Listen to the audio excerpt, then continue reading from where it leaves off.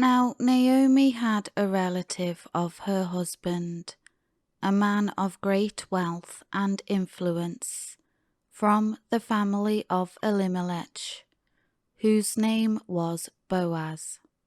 And Ruth, the Moabitess, said to Naomi, "Please let me go to the field and glean among the ears of grain after one of the reapers, in whose sight I may find favour." Naomi said to her, "Go, my daughter." So Ruth went and picked up the leftover grain in a field after the reapers, and she happened to stop at the plot of land belonging to Boaz, who was of the family of Elimelech. It was then that Boaz came back from Bethlehem and said to the reapers, "The Lord be with you." And they answered him, "The Lord bless you."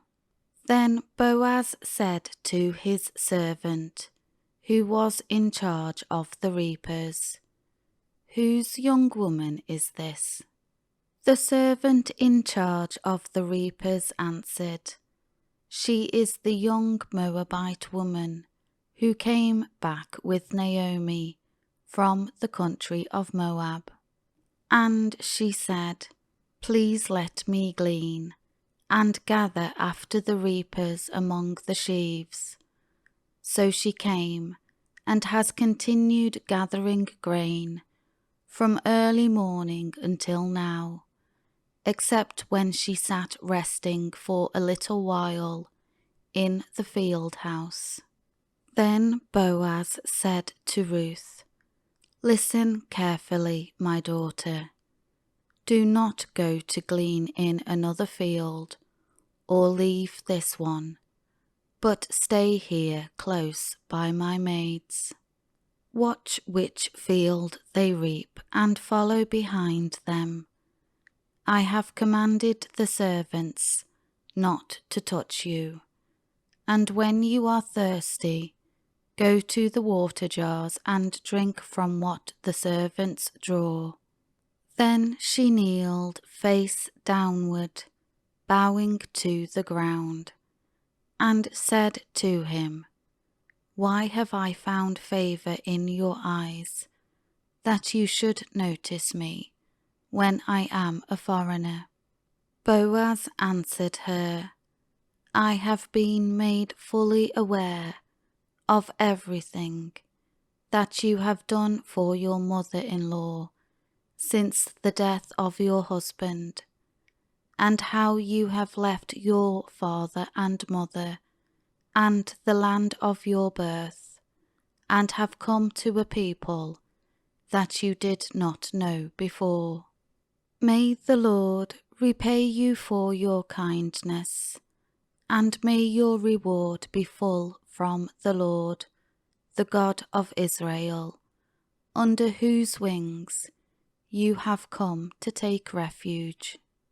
Then she said, "Let me find favour in your sight, my lord, for you have comforted me, and have spoken kindly to your maidservant, though I am not as one of your maidservants."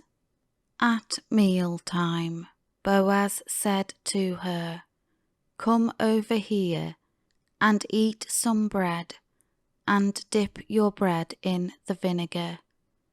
So she sat beside the reapers, and he served her roasted grain, and she ate until she was satisfied, and she had some left for Naomi.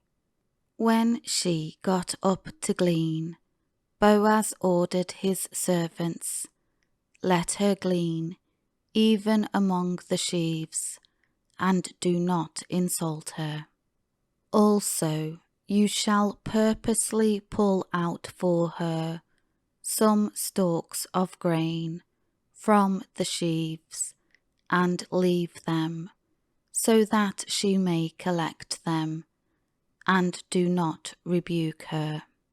So she gleaned in the field until evening.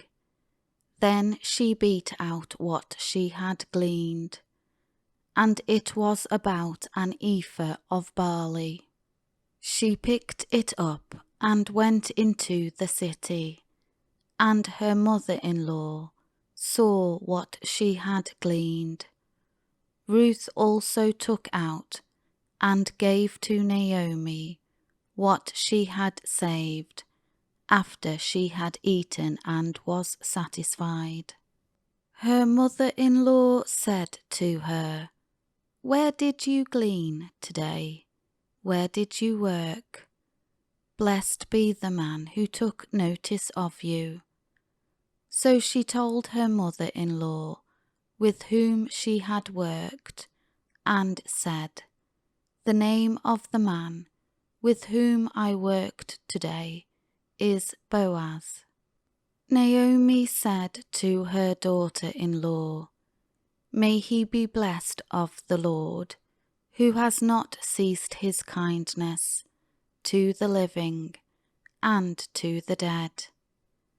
Again Naomi said to her, "The man is one of our closest relatives, one who has the right to redeem us." Then Ruth the Moabitess said, "He also said to me, 'Stay close to my servants until they have harvested my entire crop.'" Naomi said to Ruth, "It is good, my daughter, for you to go out to work with his maids, so that others do not assault you in another field." So she stayed close to the maids of Boaz, gleaning until the end of the barley and wheat harvests, and she lived with her mother-in-law.